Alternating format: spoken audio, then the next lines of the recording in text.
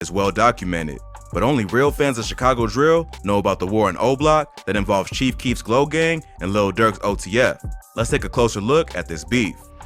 Chief Keef and Lil Durk are the two biggest rappers to emerge from the Chicago drill scene in the early 2010s. Even though they grew up together and were affiliated with some of the same people, the two are rarely seen together and haven't collaborated as much as you would expect. This is because around the time that they were both blowing up, they had a falling out after Durk was arrested and Keef refused to pay his bail.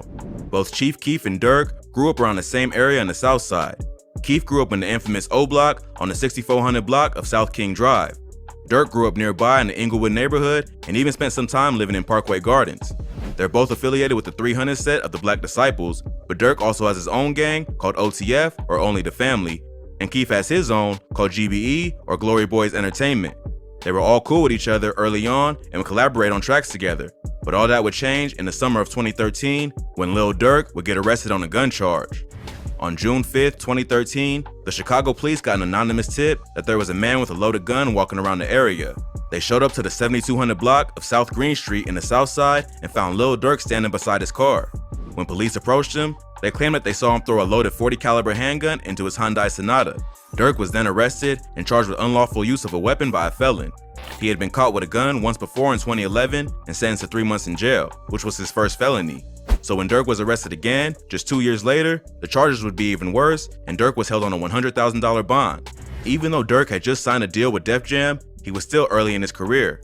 He would need $10,000 to be able to post the bond and didn't have the cash at the time. So he reached out to Keef for help, but for whatever reason, Keef didn't give him the money. Fans also noticed that while all the other notable BDs like Lil Reese, Fredo Santana, LA Capone, and Rondo No. 9 tweeted something in support of Lil Durk when he got arrested, Chief Keef stayed silent. Instead, Chief would tweet OTG, hashtag only the glow. This was clearly a shot at Durk, as his label and rap group is known as OTF. Many took this to mean that Keef wasn't rocking with Durk because he wasn't GBE, and therefore, he wasn't responsible for what happened to him. Durk eventually posted bail, but it would take over a month. It's rumored that Durk had a rough time in Cook County because of his affiliations and got beat up pretty badly, but he would eventually end up getting out in July 2013. After being released, Durk would tweet, "I'm back, did you miss me or you ain't care, I'm free." These are lyrics to Keef's first day out freestyle, and many assume that he was taking a shot at the rapper for failing to pay his bail. Keef would just double down on his earlier stance and tweeted, OTG. This would get under Durk's skin as he let off a wild Twitter rant that exposed the beef to the entire world. First, he shouted out Lil Reese and Fredo Santana for being 100 and not hashtag foo-foo. Clearly, throwing more shade at Keef, who was Fredo's cousin and homies with Lil Reese, he also tells Keef directly that he would have been killed if it weren't for 300. It's not clear if he's talking about a particular situation or if he's just saying that Keef wouldn't have survived in the South Side without his boys, but he had beef with his former friend. He kept going, tweeting, "All the money, but you can't go get hashtag D-Rose. LOL, bad enough he on your ass already." D-Rose was one of O Block's main shooters and was close to both Keef and Durk.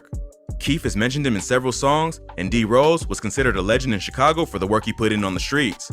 But he got locked up in 2012 and didn't get out until 2014. So Durk was throwing shade at Keef for giving him props in the music, but then not helping him post bail. Especially because at that time, Keef was one of the biggest rappers in the world. He also followed up by tweeting, "If you squad, then why you ain't get T-Slick or D-Rose? You got a bigger deal, right? Hashtag foo-foo." T-Slick was another street legend in Chicago who grew up with Keef and Fredo. He was arrested for aggravated discharge of a firearm, and it's been rumored that he was either protecting Keef at the time or he took the charge so he wouldn't have to go to jail.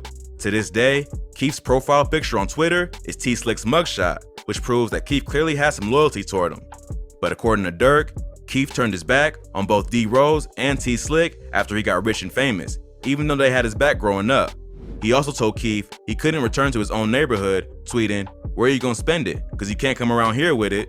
Finally, Durk finishes his rant by saying, "Warning, I'm not hashtag Soulja Boy. This shit can get ugly." If this were 2021, Soulja probably would have jumped into the middle of this beef for the free promotion. But 2013 was a different time, and Soulja probably didn't want any more problems with rappers from Chicago. Early on in his career, Keef had ties to Soulja Boy. At one point, it was even rumored that Keef might sign to his SODMG label. What it is. Now what's your future projects? What you got in store for the people? Shit, sign with SODMG. So you see you signed with him? I'm finna. Oh, that's what's happening, man. But not long before the Lil Durk beef popped off, Keith and Soulja would have a falling out after Keith's homie Ball Out allegedly robbed Soulja of his prized Jesus piece. Keith responded to Durk's rant by tweeting, "Just bought a 2013 four-wheeler for $10,000. $10,000, of course, was the exact amount of Durk's bail. He would also tweet, "I'm nothing else, I am O-Block," and "Can't believe something for the twit. That's crazy. Know damn well I know you just like you know me. Goofy ass used to be Brick." What he meant is that Durk can't ban him from O-Block because it's his neighborhood, and that he can't believe the rapper is spazzing on Twitter when they both know what each other is capable of doing. King Von later shed more light on the drama between Keith and OTF. He explained that it started before Durk even got locked up. Keith refused to pay the bail for another dude from O-Block named cheifk, who was allegedly Von's brother. They were trying to raise money for his bail, which was $25,000. They already had about $18,000, so all they needed was an extra $7,500.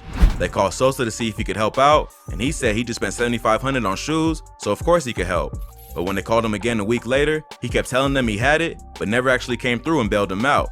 Folks took full chain for the lie to say you gonna get some money from my homie Bond, right?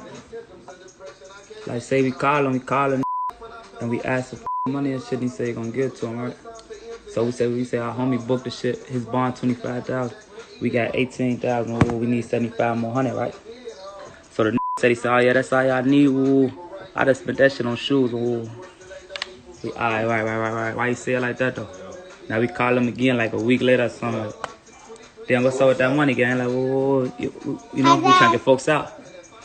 Yeah, how much y'all need? We need $7,500 and shit. Ooh. Now, this is a minute ago.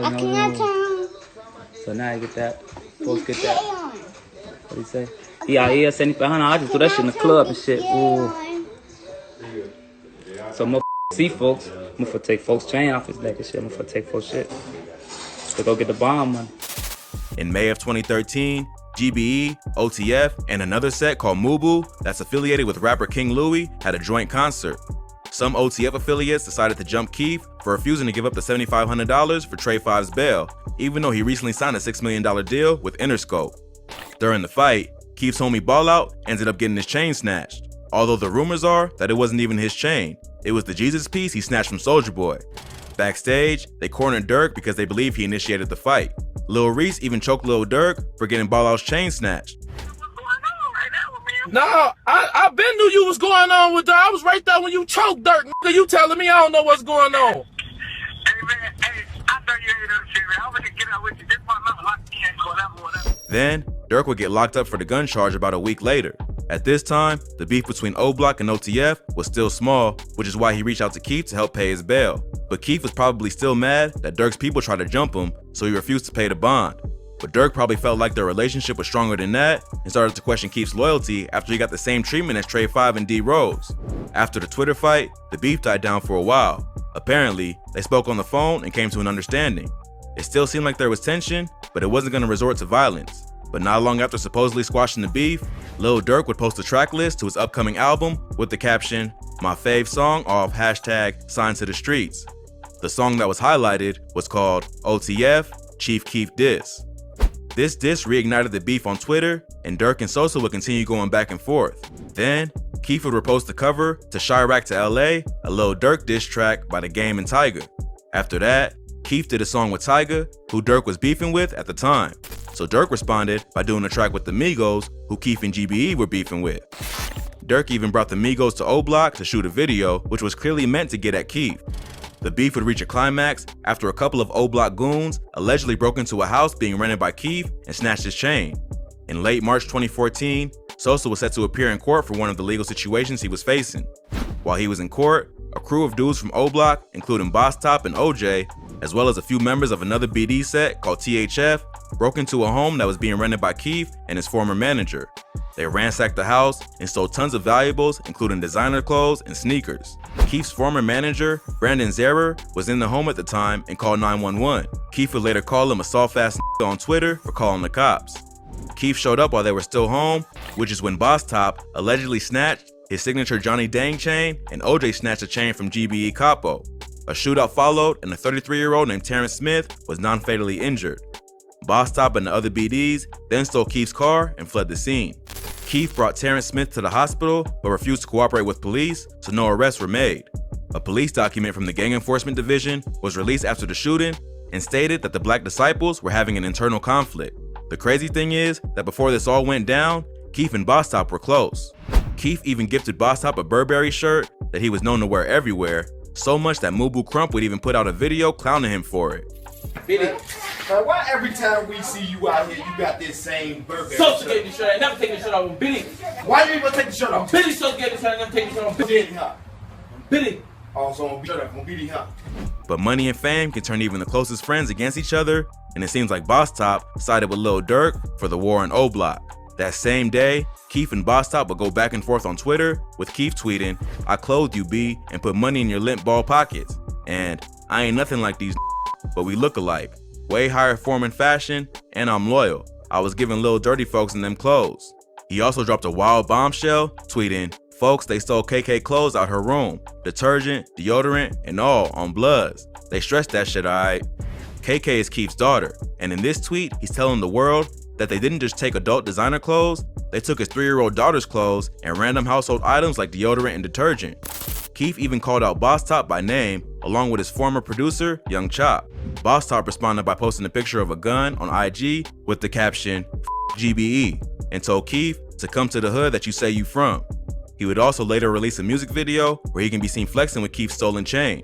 Plus, not long after that, Durk would drop a video with another Chiraq savage, THF Bezu, dancing around with Capo's stolen chain, while Cheifk's Close That Door video plays in the background. Is that it?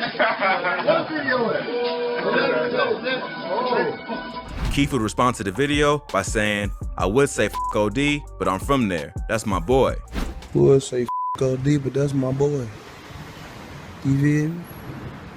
I'm from there. You know? O Block.